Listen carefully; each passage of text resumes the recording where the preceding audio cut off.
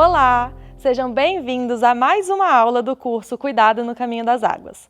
Hoje falaremos sobre atenção psicossocial infanto-juvenil nos desastres socioambientais. Aproveitem!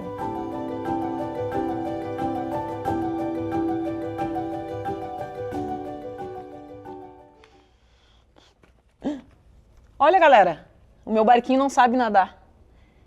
Ele se foi com a água. Igual a minha casa. O meu também foi embora. A gente perdeu tudo. E o meu também foi embora, perdemos tudo. Será que a gente também vai afundar? Não, porque eu quero brincar. Mas será que brincar é suficiente? Quem é que cuida da gente quando tá todo mundo com medo? Como é que a gente cuida do rio que mora dentro da gente quando ele inunda? Quem é que ajuda a cuidar das crianças, dos adolescentes, para não deixar que os seus barcos de papel, os seus brinquedos, os seus sonhos e as suas vidas se vão? Então, o termo infância, ele vem da palavra infans, que quer dizer aquele que não pode falar, aquele que não pode falar em público, ou aquele que não pode testemunhar suas experiências. A gente tem insistido, para além disso, que não existe uma infância. Existem infâncias, adolescências, que são plurais, que são diferentes de diferentes contextos.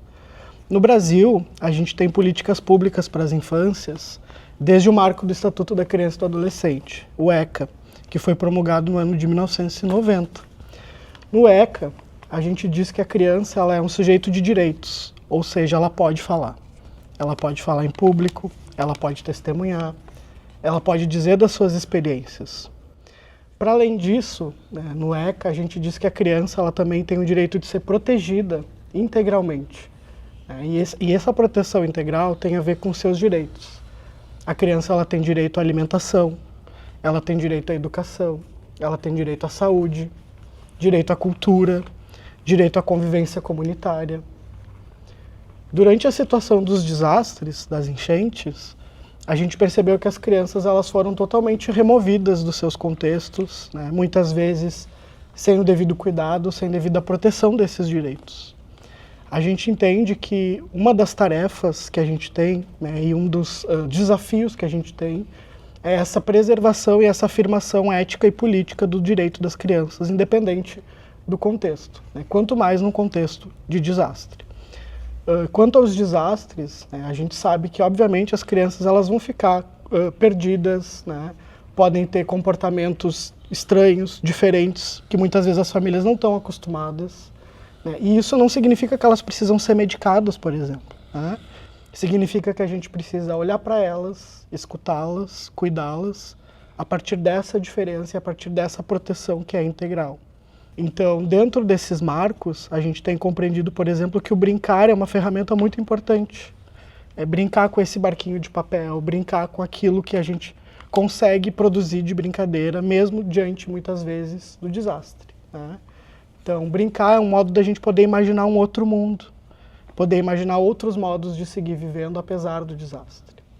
Então, a gente pode fazer esse convite para que a gente possa brincar como modo de proteger as crianças, falando na língua delas, produzindo cuidado na língua delas, na língua que é uma língua brincante, que faz roda, que gira, que brinca, que pula e que segue resistindo apesar do desastre. Lembrei de mais uma coisa. Lembra quando você falou que o seu barquinho afundou como a sua casa? Então, as cidades ficaram embaixo d'água, Muitas casas foram arrastadas, espaços foram destruídos. E a gente precisa pensar, então, como reconstrói essa cidade, como que reconstrói esse espaço que foi destruído depois da tragédia. E comumente a gente não pensa nas crianças participando nesse processo. Geralmente são processos em que os adultos tomam a frente. A cidade, a construção das cidades, elas já são comumente adultocêntricas, ou seja, elas não contam com a participação das crianças. Quais espaços da cidade vocês se sentem seguros para brincar livremente, para poder aproveitar a natureza, para poder curtir a paisagem? A cidade ela não é pensada para criança, assim como ela não é pensada para as mulheres, assim como ela não é pensada para os indígenas, para a população negra, para as diversas populações que transitam na cidade e que historicamente são retiradas da cidade, marginalizadas pela cidade. Então, um dos desafios que a gente tem na reconstrução é fazer com que as crianças participem dessa reconstrução, através de fóruns, de reuniões, né? E essas reuniões podem ser mediadas pela brincadeira, pela literatura, pela imaginação. Como que as crianças construiriam a cidade? Como seria uma cidade em que as crianças pudessem circular e se identificar com esse espaço, né? Cidades menos verticais e mais horizontais, onde as crianças possam se reconhecer. Um outro processo que a gente precisa falar é sobre os abrigos provisórios, né? Muitas crianças que tiveram que sair das suas casas, elas tiveram que ir para abrigos provisórios. E dentro dos abrigos provisórios, muitas vezes as crianças ficaram expostas a diversas situações, né? Situações de violência, em que pese, obviamente, elas estavam protegidas, né? Protegidas da chuva, protegidas das águas, mas isso não significa que elas estavam integralmente protegidas. Então, quando a gente está num abrigo provisório, a gente precisa ficar atento para quais fatores são fatores de proteção das crianças naquele espaço. A gente precisa, então, educar as crianças, né, a fim de que elas possam saber quais são seus direitos, quem pode tocar, quem não pode tocar no seu corpo, o que é uma violência, como que elas podem denunciar essa violência e fazer com que elas tenham um espaço aberto de fala permanente dentro de um abrigo provisório.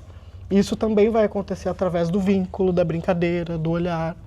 Não vai acontecer da mesma forma que acontece com o adulto, que vai chegar lá e dizer, olha, eu sofri uma violência. Muitas vezes a criança vai expressar isso na brincadeira, no modo como ela está conseguindo se comunicar. Então é importante que a gente possa ficar atento a isso. Uma dica que a gente pode dar, por exemplo, é que as crianças possam ter identificações, né? E que esses crachás de identificação possam, inclusive, ser feitos pelas próprias crianças, não por um adulto, né? Mas construído com elas, a partir da identidade delas. Outra questão é que a gente pode, por exemplo, produzir junto com as crianças apitos, para que quando elas estiverem em situação de insegurança dentro de um abrigo, elas possam apitar bem forte para que alguém vá socorrê-las.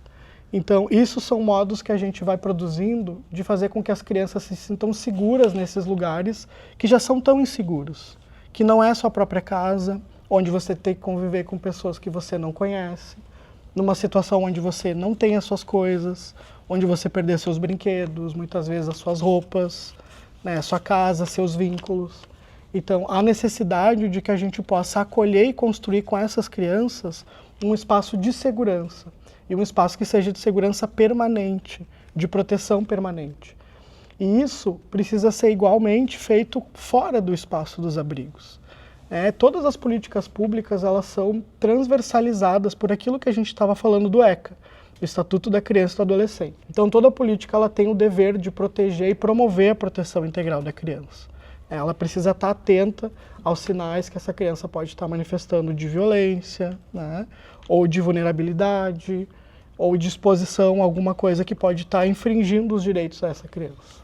Então a gente precisa urgentemente afirmar cada vez mais que o ECA é uma política transversal, né, e ele precisa estar presente em todos os atos, em todos os espaços que essa criança tiver dentro de uma política pública. Então, os trabalhadores de um serviço de saúde, eles precisam entender que aquela criança é um sujeito de direitos e ela pode falar por si mesma. É óbvio que a família, ela faz parte desse processo, ela participa desse processo. Mas a criança, ela precisa ter esse espaço, ela precisa ter a garantia de um espaço seguro onde ela possa ser escutada, onde ela possa ser considerada na sua existência, com as suas diferenças. Como eu disse lá no início, não tem um jeito só de ser criança. Certamente uma criança que mora na cidade vai ser muito diferente de uma criança que mora no campo, que vai ser muito mais diferente de uma criança indígena, por exemplo, que vem de um outro contexto. Então a gente precisa considerar esses diferentes modos de ser criança, diferentes modos de brincar, diferentes modos de produzir essa realidade que a criança produz todos os dias. E isso é um dever de todos nós, né, de adultos, junto com as crianças, das políticas públicas. E em situações de desastres, a gente não pode perder de vista que a gente precisa garantir esses direitos e afirmar a potência que o brincar por uma criança tem, independente do lugar onde ela esteja, independente da situação onde ela esteja. Então, para isso, a gente precisa afirmar que brincar é um ato político, que brincar é um ato de reconstrução da cidadania, que brincar é um ato de promoção de direitos, e que é esse brincar que vai permitir que as crianças se identifiquem e que elas possam fazer uso desse espaço e dessa política como é previsto que elas façam, né, como sujeitos de direitos. Tio, a gente aprendeu que quando o rio sobe e ele leva nossas casas, nossos brinquedos, nossos barquinhos, parece que ele leva tudo, mas ele não leva tudo, porque os sonhos não afundam. A gente só precisa de alguém que nos lembre disso. No meio da bagunça é quando a gente mais precisa de atenção. Não precisa de remédio, mas a gente precisa de alguém que nos olhe, que nos escute e que diga que eu tô aqui. Cuidar da gente é também brincar, porque quando a gente brinca, o medo fica menor e o sonho pode ficar grande de novo. A enchente passa, a crise passa, o rio volta a sorrir e a gente também. A gente só precisa aprender a cuidar dele quando ele tá calmo e ninguém lembra dele. E é assim que a gente não perde os sonhos, porque sonhar também é remar. E quando a gente rema junto, o nosso barquinho nunca mais afunda. Tio, o senhor também brinca? Sim, eu brinco. Então vamos brincar?